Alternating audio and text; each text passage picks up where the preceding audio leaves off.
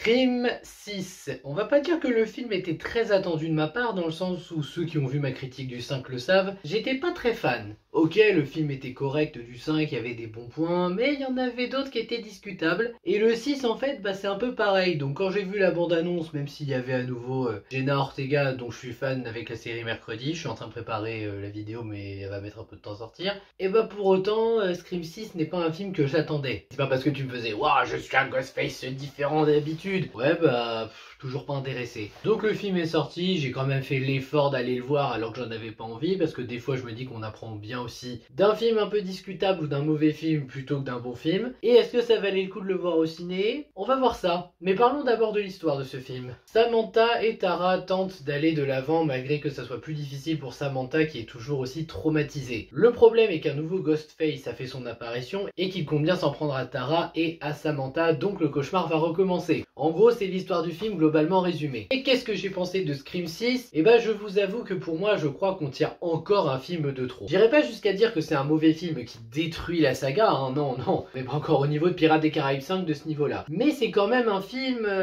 c'est correct mais sans plus en fait. Et c'est là que je me dis, va peut-être falloir qu'on s'arrête. À part qu'ils ont prévu un 7 encore l'année prochaine pour le début d'année. Ah, je sais pas, j'avoue que je comprends pas l'opération là, juste pour se faire du fric, mais bon. Scream va finir par s'épuiser, et au final, ça va plus intéresser personne. Mais là, le 6, déjà, on sent encore l'épuisement. Même par rapport au 5, on le sentait déjà un peu, mais là on le sent encore plus. Et donc, le film a quand même des qualités qu'on va saluer parce qu'il y a réellement quelques qualités, mais à côté, il y a des problèmes. Dont certains qui m'ont vraiment énervé pendant le visionnage, et ça tombe bien, c'est par ça qu'on va commencer. Donc, dans les défauts, on va commencer par parler du retour de Chad et de Mindy. Alors vous savez, les deux amis du précédent opus qui sont à nouveau de retour. Alors Chad en lui-même, il n'y a pas grand chose à dire, il est plutôt sympathique, du moins je l'appréciais dans le 5, là il est toujours aussi sympa. Le problème en fait avec Chad, c'est qu'il s'était pris au moins 5 coups de couteau, je crois, de mon souvenir dans Scream 5, et on nous dit qu'il est encore en vie. Ouais, ok, mais c'est pas lui le pire. Le pire, c'est Mindy. Oh Mindy, mais c'est pas possible un personnage comme ça qui m'énerve, mais réellement. Alors c'est toujours la fille qui s'y connaît en film d'horreur, qui sait comment ça va fonctionner. Ah non, c'est vrai, dans le précédent déjà tu t'étais fait avoir parce que t'avais oublié que le tueur savait et donc qu'il allait réagir différemment. Et là t'as toujours pas compris la leçon parce que tu recommences. Oui mais la franchise a dit que ça peut se passer comme ça. Mais ferme ta gueule, tu sais très bien que ça va pas se passer comme ça. Le tueur n'est pas con Mindy. Et Mindy en plus elle est saoulante. Ah vraiment chaque fois qu'elle ouvrait la bouche j'avais envie de lui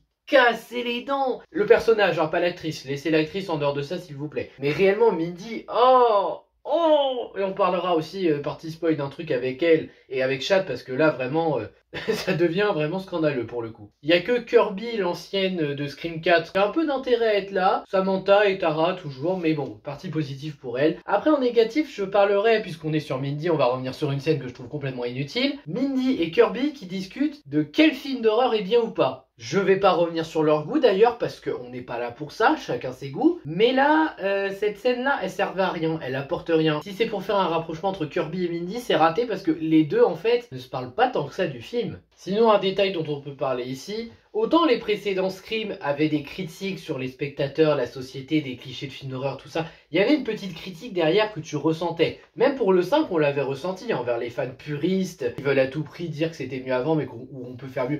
Je sais plus exactement, j'ai pas revu Scream 5 pour l'occasion, j'avais la flemme. Mais là, ici, il y en a pas. En fait, d'un côté, c'est bien de pas avoir fait ça parce que ça donne au tueur une raison personnelle d'en vouloir à Samantha. On va revenir en partie spoil, bien sûr. Mais de l'autre côté, je trouve ça un peu débile parce que tous les Scream avaient une espèce de petite critique. Bon, là, on pourrait dire, oui, mais ils critiquent le goût de la franchise.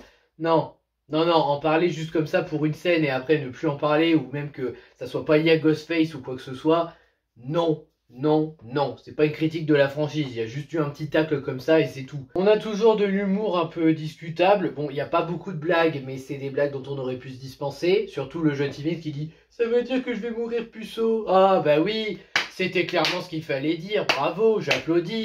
Un truc aussi que j'ai pas compris, Tara et Chad qui ont une espèce de relation qui se crée ici. Pourquoi Tara, si vous voulez, ok. Elle a envie d'oublier ce qui s'est passé, d'aller de l'avant, de perdre sa virginité. Je ne sais pas, elle fait ce qu'elle veut. Juste, le problème en fait, c'est juste que ça soit avec Chad. J'ai pas revu Scream 5, mais il me semble qu'il avait une copine, Chad, bon, qui est morte bien sûr. Mais j'ai du mal à imaginer que les deux pourraient être ensemble après ce qui s'est passé. Ou alors non, plutôt, j'ai du mal à croire qu'il y ait une espèce de relation amoureuse qui se crée, alors que dans le précédent, on n'avait rien. Et là, ça apparaît dans le 6 d'un coup en mode, oui, tu vois, elle a de l'attirance pour lui. Si ça existait pas avant, pourquoi ça existerait là en fait? Au pire, peut-être nous faire comprendre qu'il s'est passé quelque chose après ça qui a fait qu'ils se sont rapprochés. Je veux pas être méchant, mais c'est pas l'attaque dans Scream 5 qui les a fait se rapprocher, hein. Non, non, non, non. Les morts, on s'en fout un peu, et je crois que le pire dans ce film, c'est que Ghostface se retient. Ou alors c'est la saga qui se dit, attention, hein, on doit pas faire trop de meurtres et tout.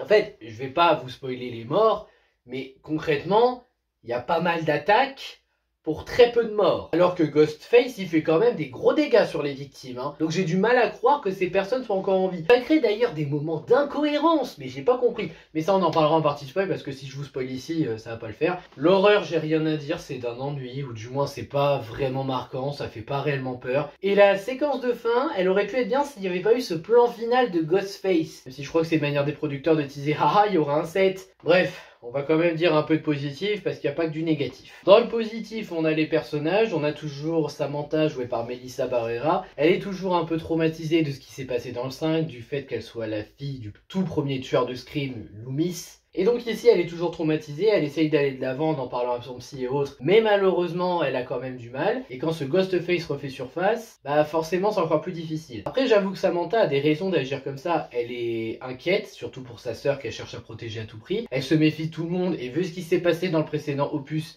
elle a raison, faut se méfier de tout le monde, et vraiment de tout le monde pour le coup. Puis j'avoue qu'il y a un truc que j'aime bien, c'était déjà un peu le cas dans le 5, mais c'est aussi le cas ici. On dirait qu'elle a un esprit un peu de tueuse qui se révèle en elle, et elle se pose la question, est-ce que je deviendrai pas Ghostface un jour comme mon père? Et comme sa petite sœur Tara, c'est un peu la voix de la raison qui la ramène, mais ça j'en parlerai après, et bah en vrai ça marche très bien. Après Samantha, je sais pas pourquoi, je sens qu'à un moment dans la saga, elle va virer vraiment Ghostface. En attendant, Samantha, très bon personnage principal. Après on a sa sœur Tara, toujours jouée par Jenna Ortega. C'est toujours la petite sœur qui est là pour sa grande sœur, malgré qu'elle lui en veuille un peu d'être toujours sur son dos, chose qui peut se comprendre, les petites sœurs, les petits frères ne supportent pas ça en général. Et de l'autre côté, malgré qu'elle ne soit pas trop traumatisée, on sent qu'elle essaie quand même d'aller de l'avant malgré qu'elle ait du mal. Pour elle, elle veut faire comme si rien ne s'était passé, qu'elle puisse revivre une vie normale. Sauf qu'elle ne pourra jamais revivre une vie normale après ce qui s'est passé dans le 5. Et là, bah, c'est un peu pareil parce que Ghostface n'en veut pas seulement à Samantha, mais aussi à sa sœur. Tara, c'est toujours un personnage qui a son rôle à jouer ici, notamment pour développer Samantha. Après, on a Gail, jouée par Courtney Cox, qui est de retour, toujours une journaliste d'investigation, qui les aide par rapport à Ghostface, malgré qu'apparemment il s'est passé quelque chose qui a pas plu à Samantha et à Tara. Mais bon, au moins c'est toujours une journaliste efficace, elle fait de son mieux pour les aider. Elle a pas un grand rôle dans le film, j'ai même envie de dire qu'elle est moins importante que dans le précédent, et que sa présence n'était peut-être pas forcément nécessaire, mais bizarrement je suis quand même content de l'avoir ici. Après on a Kirby joué par Hayden Panettiere, donc elle est devenue agent du FBI depuis un certain temps maintenant, depuis qu'elle a été traumatisée par Ghostface dans Scream 4. J'ai pas vu le 4 alors je dirais pas ce qui s'est passé, mais le fait qu'elle soit une ancienne survivante qui est maintenant obsédée par Ghostface et qui veut empêcher que ça arrive à d'autres parce que ça lui est arrivé par le passé,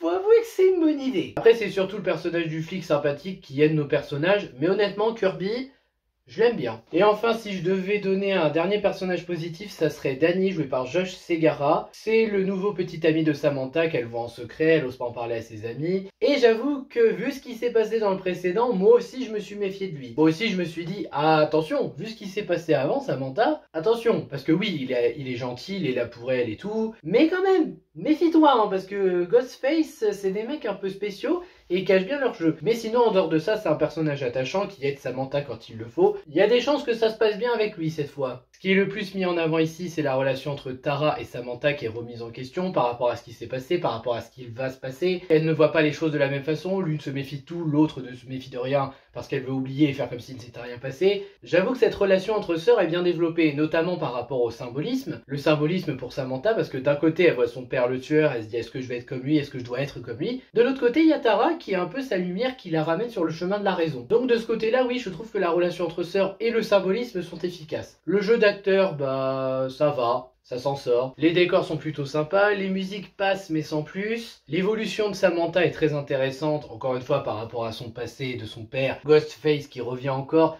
à se demander si en fait les mecs qui s'en prennent à elle, c'est pas des mecs qui vont réveiller la Ghostface en elle un jour. Je commence à me poser la question. Ça me donne pas envie de voir la suite pour autant, hein, mais on peut toujours se poser la question. Il y a quelques références sympas, une tension pour les personnages principaux qui fonctionnent bien. Ouais, principaux, parce que secondaires, on n'y croit pas trop. Enfin, surtout Mindy et Chad, mais j'expliquerai pourquoi en partie spoil. Et la mise en scène est classique, mais elle a de l'idée. On peut pas lui enlever ça, il y a quand même quelques idées. Partie spoil, je vais commencer par vous parler de, je dirais pas la censure, mais le fait que ça commence à se retenir.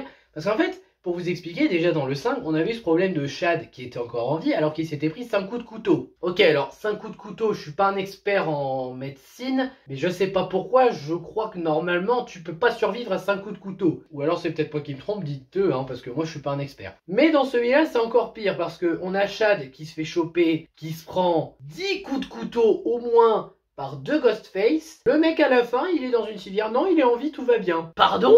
Comment il peut être encore en vie après tous les coups qu'il s'est pris? Ah, Mindy, pareil, hein, genre Ghostface lui a planté dans le ventre. Elle est juste comme ça, douloureusement. Bon, qu'elle s'en sorte, pourquoi pas, mais dans la même soirée, et je vous jure que c'est vrai, hein, dans la même soirée, plus tard, quelques heures après, c'est comme si de rien n'était, elle va mieux, elle est revenue, ah, je suis là, j'ai tout raté. Je suis désolé, mais au bout d'un moment, il va falloir assumer les morts, là, ça devient n'importe quoi. Déjà, dans le 5, c'était un peu problématique, mais alors dans celui-là, putain. N'ayez pas peur de montrer des morts dans un film d'horreur, c'est le but aussi. Oui, on pourrait parler justement du fait qu'il y ait 3 Ghostface cette fois, et non pas 2, et non pas 1. Et bizarrement, c'est quelque chose que j'ai dit à mon pote au milieu du film. J'étais avec un ami et je lui disais, je sais pas pourquoi, je sens qu'il y en a 3. Et là, je vois qu'il y en a 3. Et ben voilà, j'ai gagné. Donc déjà, sur ce point, c'était prévisible. Enfin, pour moi, en tout cas. Après, ce que je reconnais en point positif, c'est que là, c'est une famille qui veut venger la mort de Richie. Richie, pour rappel, c'est l'ex de Samantha, c'est le tueur du précédent opus Scream. Et là, j'avoue, au moins les raisons personnelles, ça marche. Encore une fois, on n'a pas la critique, on n'a pas le père qui dit « Ah, je voulais finir son film ». Non, non, il dit juste « Je veux venger mon fils ». T'as la sœur, qui est aussi la colocataire des filles, qui veut aussi venger son frère. Et t'as le timide qui disait « Oh, je vais mourir plus tôt », qui était le 3e Ghostface. Ouais, voilà. Bon,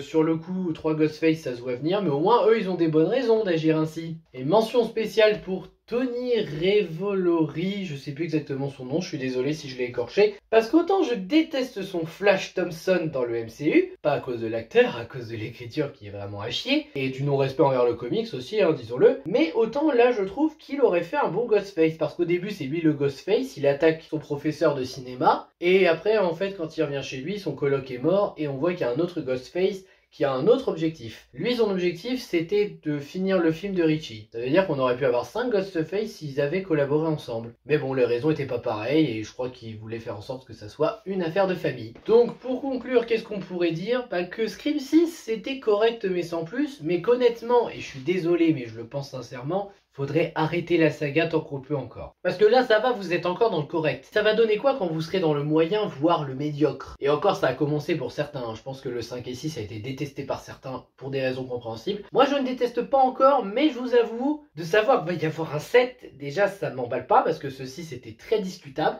Et le 7 sera encore plus discutable. Donc non, je crois que le studio devrait arrêter la saga tant qu'ils peuvent encore. Parce que sinon ça va finir comme Massacre à la tronçonneuse. À savoir, t'as un premier film bien, voire très bien. T'as une suite correcte ou un peu mauvaise, ça je sais pas trop exactement, il faut que je la revoie parce que ça fait un certain temps. Après t'as que des films discutables. Puis t'as le dernier qui voulait un peu réécrire le canon. Et c'était de la merde. Et donc là, Scream, bah, j'ai l'impression que ça va faire pareil. C'est-à-dire 5-6, t'es dans le correct. Le 7, à la limite, va peut-être rester correct. Mais je sens que s'il continue encore trop la saga, ça va pas marcher. Enfin bref, Scream 6, correct. Mais c'est pas un film que je vous conseille de voir au cinéma. Attendez plutôt la sortie en streaming. Et encore, j'inviterai juste les quelques curieux à regarder, parce que vraiment, les grands fans des premiers Scream, je crois qu'ils ne vont pas aimer ce film. Après, je sais pas, c'est une intuition, on verra bien. Moi, pour ma part, j'en attendais rien, j'y suis allé par obligation, bah voilà, c'est fait. Voilà, ça existe. Sur ce, je vous remercie d'avoir regardé, n'hésitez pas à liker, à partager, à vous abonner, et je vous dis à bientôt pour une prochaine vidéo. Ciao!